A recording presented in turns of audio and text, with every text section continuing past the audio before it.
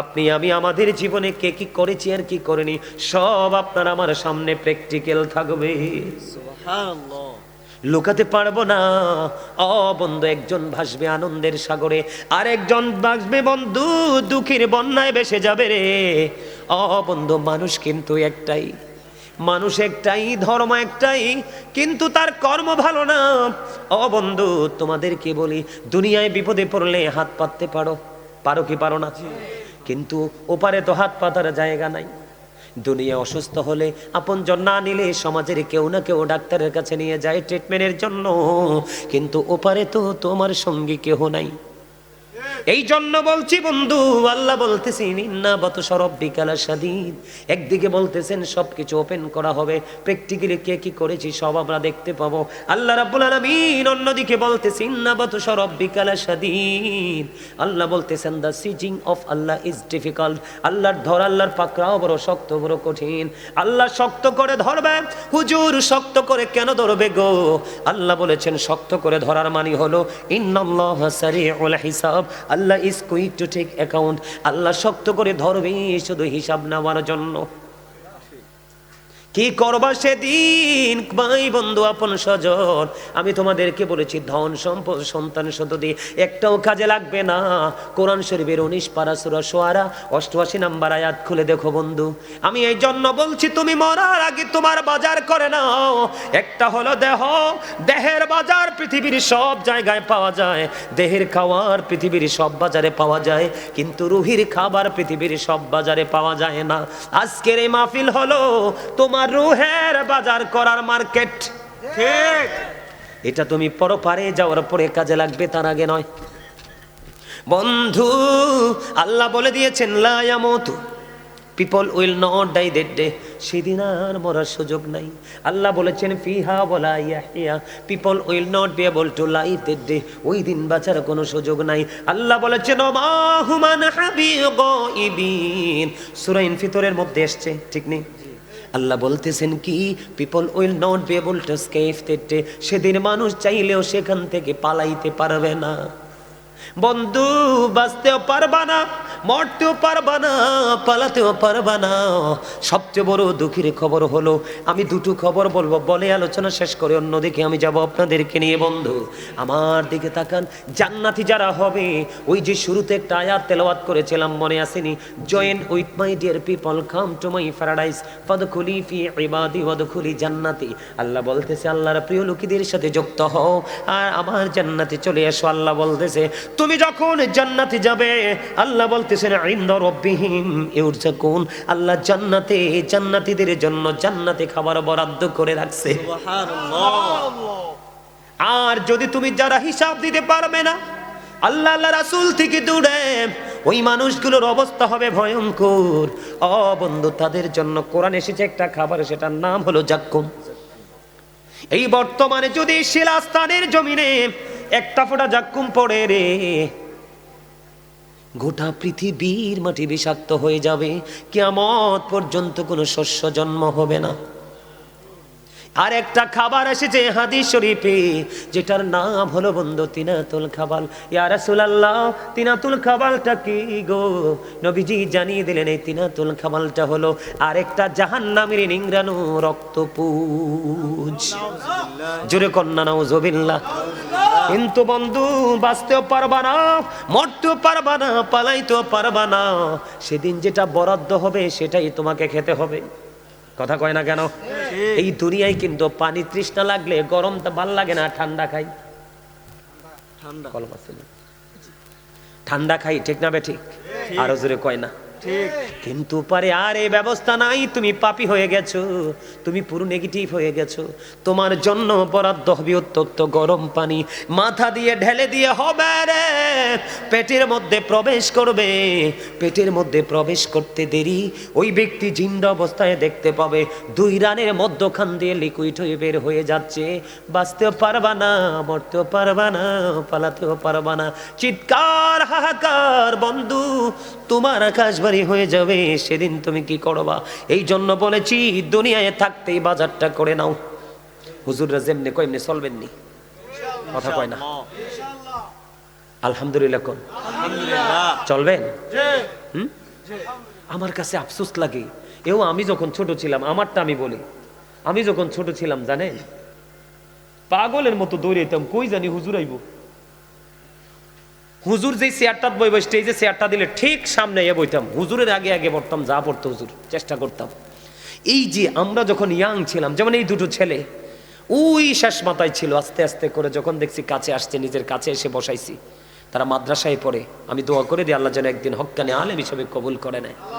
আর জোরে কর না আমি।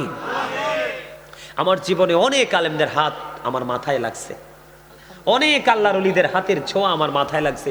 এই কারণে হয়তো বা মা বাবারও দোয়া আছে জীবনে। এই শোনেন, আমার দিকে তাকান, আমি আপনাদেরকে গল্প শোনাই। সালাউদ্দিনরে আমি আজকে এখানে বক্তা হিসেবে আসিনি, সালাউদ্দিনরে আমি নিজের ছোট ভাই মনে করি। আমি এবার আসতে চাইছিলাম না, আমি জানুয়ারির 5 তারিখ থেকে অসুস্থ। আজকে যদি সালাউদ্দিন আরেকটু পরে দিত, আমি স্টেজে আসতাম না। আমার আপনারা আগে যারা দেখছেন, আমার কি এরকম দেখছেন? আজকে এক সপ্তাহে মোটামুটি একটু শরীরটা ভালো।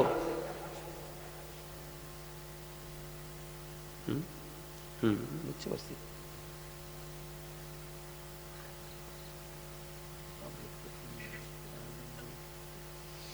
আমি, আমার দিকে তাকান, আমি কিন্তু এখনো ভাড়া বাসায় থাকি। কি বাসায়? এখনো ভাড়া বাসায় থাকি। আমার গ্রামের মানুষ 1,52,000 টাকা দিছে মাত্র। কত? গ্রামের মানুষ থেকে 1,52,000 টাকা পাইছি। আর মসজিদ একটা কমপ্লিট করেছি, আল্লাহ আমাকে দিয়ে করাইছে। আমার পাশে আমার মুষ্টিময় কিছু ভালোবাসার মানুষ সাপোর্ট দিয়েছে। মসজিদে গেছে প্রায় 40 লক্ষ টাকার উপরে। আমি এখন একুরেট হিসাব করিনি, মোটামুটি ধারণা। কেন? আল্লাহ রাসূল বলেছেন, পৃথিবীতে ছোট হোক বা বড় হোক, কেউ যদি মসজিদ বানায়, আল্লাহ তার জন্য জান্নাতি ঘর বানায়। এরকম কিছু কিছু উসিলা আমাদেরকে খুঁজে নিতে হবে। আমার যে মসজিদটা আল্লাহ আমাকে দিয়ে বানাইছে, এদিকে তাকান, যেই মসজিদটা বানাইছি, ওই মসজিদে 12 বছরের উপরে বিনা পয়সায় গোলামি করেছি। সুবহানাল্লাহ বলবেন না? তখন আমি স্টুডেন্ট, প্রাইভেট পড়াতাম, তখন কারেন্ট ছিল না। হয়তো আপনাদের এদিকেও তখন কারেন্ট ছিল না। তখন প্রাইভেট পড়াতাম, প্রাইভেটের টাকা দিয়ে মোমবাতি কিনে মসজিদে মোমবাতি জ্বালাই আজান দিতাম। ওই বাড়ি থেকে প্রায় 1.5-2 কিলোমিটার দূরে সাইকেলে করে, সাইকেলের কেরিয়ার নি কয়, ওইটাতে বসাইয়া ব্যাটারি নিয়ে বাজার থেকে চার্জ দিয়ে আনতাম। আমার গ্রামে আশেপাশে 4-5 গ্রামের ক্লোজ ইউর ক্যামেরা। আমার গ্রামের আল্লাহ বলেছেন, remember me then I will remember you. আল্লাহ বলতেছেন, তোমরা আমাকে স্মরণ করো, আমি তোমাদেরকে স্মরণ করব। তাহলে আমাদের কি জিকির করা উচিত না? আজকের ছেলেরা জিকির করতেই চায় না, কারণ না করতে করতে করতে করতে তাদের মনের গড়ে জং ধরছে। কি ধরছে? জং ধরেছে। সম্মানিত উপস্থিতি, আল্লাহ বলতেছেন, ইয়া আইয়ুহাল্লাযীনা আমানু যিকুরুল্লাহা যিকরান কাসীরা ওয়া সাব্বিহুহু বুকরাতাও ওয়া আসীলা। আল্লাহ রাব্বুল আলামিন ইমানদার মুমিনদেরকে ডেকে ডেকে বলে, রে তোমরা বেশি বেশি করে জিকির করো, সকাল তো সন্ধ্যা আল্লাহর পবিত্রতা ঘোষণা করো। সুবহানাল্লাহ বলেন না? হুজুর জিকির কেমন করে করব? ফাযকুরুল্লাহ কিয়ামান, দাঁড়িয়ে দাঁড়িয়ে জিকির করো, ও কুউদান, বসে বসে জিকির করো, ওয়া আলা যুনুবিকুম, শুয়ে শুয়ে জিকির করো, তারপরেও জিকির বন্ধ করো না। যেমন বলে হুজুর জিকির, সুবহানাল্লাহ বলা জিকির, আলহামদুলিল্লাহ বলা জিকির, আল্লাহু আকবার বলা জিকির, লা ইলাহা ইল্লাল্লাহ বলা জিকির। কাউকে ভালো কাজের জন্য, সৎ কাজের জন্য ডাকা, এটাও জিকির। কাউকে মন্দ কাজ থেকে বারণ করা, বিরত রাখা, ওটাও জিকির। নামাজে দাঁড়িয়েছেন, সেটাও জিকির। হজে গেছেন, সেটাও জিকির। সুবহানাল্লাহ। আল্লাহ রাসূল বলেছে, প্রত্যেকটা জিনিসকে ক্লিয়ার করার জন্য, প্রত্যেকটা মেশিনকে ক্লিয়ার করার জন্য একটা যন্ত্র থাকে। থাকে কি থাকে না? মানুষের মনের গলের ময়লা দূর করার যন্ত্র হলো জিকির। জোরে জোরে বলেন না সুবহানাল্লাহ। আল্লাহ রাসূল বলেছেন, তোমরা যখন জিকির করো রে, এমন ভাবে জিকির করো মানুষ দেখলে যেন তোমাদেরকে পাগল বলে। পাগলের মতো জিকিরি করো। আজকে জিকির আমরা করতে জানি না, আল্লাহকে রাজি করব কেমন করে? এই যে বলেছি শাহজালাল মুজারদিয়া মনি, হাজার হাজার লক্ষ লক্ষ মানুষ যায় ওনার রওজা শরীফ জিয়ারত করতে, এমনি এমনি যায় না, আল্লাহর অলির উসিলায় আল্লাহর কাছে দরখাস্ত করতে যায়। অসুস্থ হলে যেমন উসিলা হিসাবে আমরা ডাক্তার টোকাই, বাড়ি বানাতে হলে উসিলা হিসাবে লাগবে ইঞ্জিনিয়ার, কনস্ট্রাকশন মিস্ত্রি লাগবে কি লাগবে না? নাকি টাকা নিয়ে বসে থাকলে হয়ে যাবে? বন্ধু, আল্লাহর ওলি হতে চান, আল্লাহ ওয়ালা হতে চান, আমি আপনাদেরকে একটু সুন্দর মজার রাস্তা দেখাবো, যাইবেননি আমার সঙ্গে? ইনশাআল্লাহ। আরো জোরে বলেন, যাইবেননি? ইনশাআল্লাহ। এই যে আজকে আমরা যখন মাহফিলে আসলাম, আসলে আমরা মাহফিলে তো আসিনি, আমরা এসেছি বন্ধু আল্লাহর দিকে।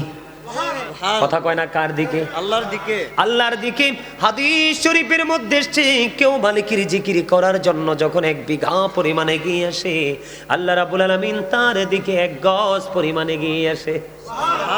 আল্লাহর জিকির করার জন্য আল্লাহর দিকে কেউ জন 1 হাত পরিমাণে গিয়ে যায়, আল্লাহ রাব্বুল আলামিন আল্লাহর ওই বান্দার দিকে 2 হাত পরিমাণে গিয়ে আসে। বন্ধু, শুধু তাই নয় রে, আমরা যখন পৃথিবীতে কোনো জলসায় বসে মালিকের জিকির করি, ও বন্ধু, আল্লাহ রাব্বুল আলামিন আমাদের জিকির তার চাইতে উত্তম জলসায় করে।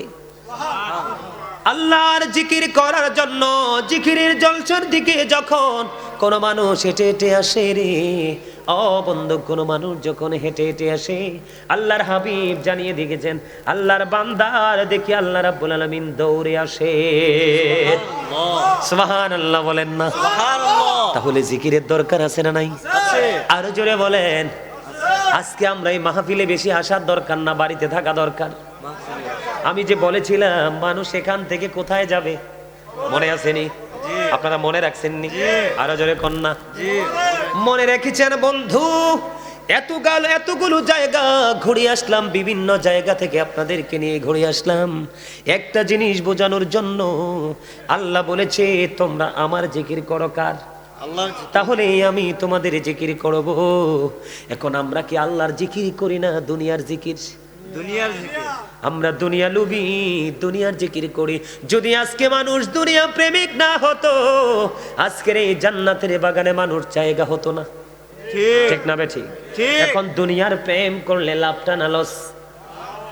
Loss, loss, 100% loss. এই যে আমার সামনে কোরআন শরীফ, আমার এই কোরআন শরীফ খুলতে হবে না, আপনারা সন্দেহ থাকলে পরে খুলে বাড়ি নিয়ে দেখবেন, অথবা ইমাম সাহেবকে বলবেন। আল্লাহ রাব্বুল আলামিন তিনি বলে দিয়েছে সূরা আলে ইমরানের 185 নম্বর আয়াতের শেষ অংশে আল্লাহ বলেছেন, ওমাল হায়াতুদ দুনিয়া ইল্লা মাতাউল গুরুর। আল্লাহ বলেছেন দুনিয়ার জীবন, এই পৃথিবীর ভোগ বিলাসিতা, এগুলো একটা ধোঁকা ছাড়া আর কিছুই না। ঠিক। তাহলে আমরা কি বিপদে আছি না? কথা বলেন না, আমরা কোথায় আছি? এবার আমি আপনাদেরকে নিয়ে যাব বন্ধু কোরআন শরীফের 19 পারা সূরা শুআরা 88 নম্বর আয়াতে আল্লাহ রাব্বুল আলামিন বলতেছেন, ইয়াউমা লা ইয়ানফাউ মালু ওয়ালা বানুন। আল্লাহু আকবার। আসেনি আবেশা? আল্লাহ রাব্বুল আলামিন জানিয়ে দিল বন্ধু, প্রথম দিকে সূরা আলে ইমরানে জানিয়ে দিলেন আমরা ধোঁকার মধ্যে আছি। কিসের মধ্যে আছি? ধোঁকার ভিতর। ধোঁকার ভিতরে আছি রে। এবং এই ধোঁকার মধ্য থেকে যা জমা করছি, যা পুঁজি করছি, কোরআন শরীফের 19 পারায় গিয়ে আল্লাহ বলতেছেন এগুলো তোমার সন্তান সন্ততি এই ধোঁকার মধ্যে থেকে যা পুঁজি করেছো, এগুলো একটাও তোমার কোনো কাজে আসবে না। ঠিক। তো কোনটা করব আমরা?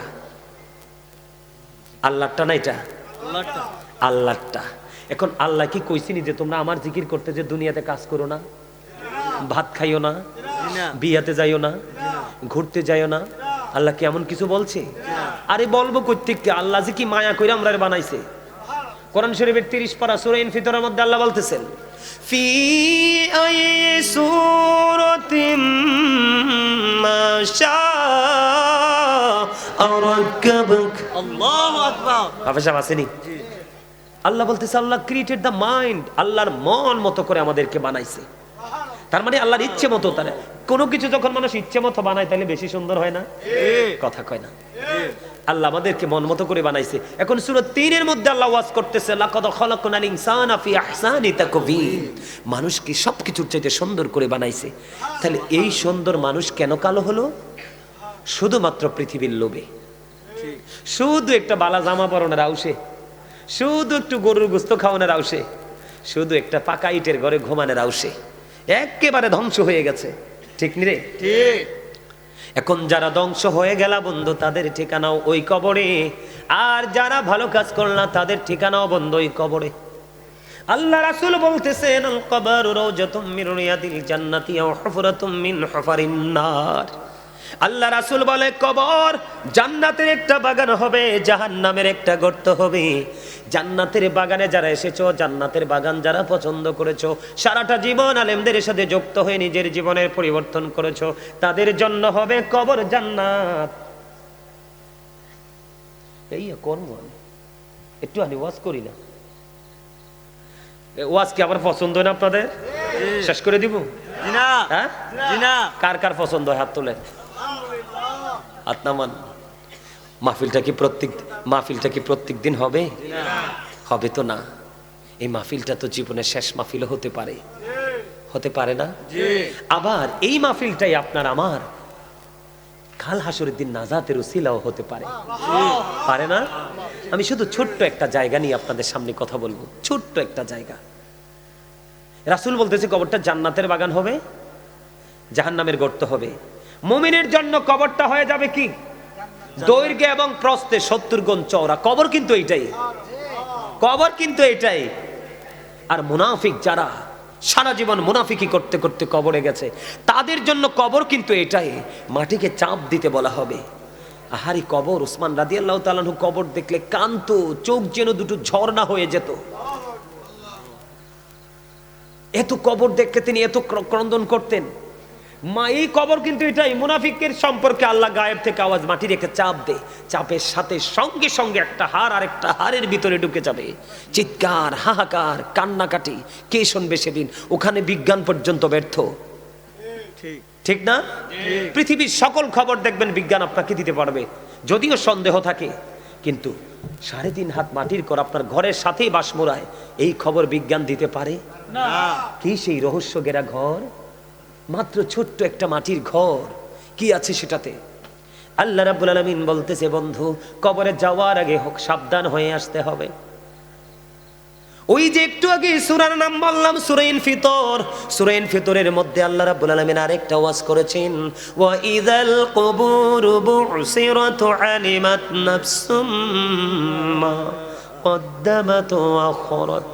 ও শিলাস্থানের মানুষ, আমার যুবক, আমার ভাই, আমার বাবারা, আমার মা, আমার বোনদেরকে ডেকে ডেকে বলছি,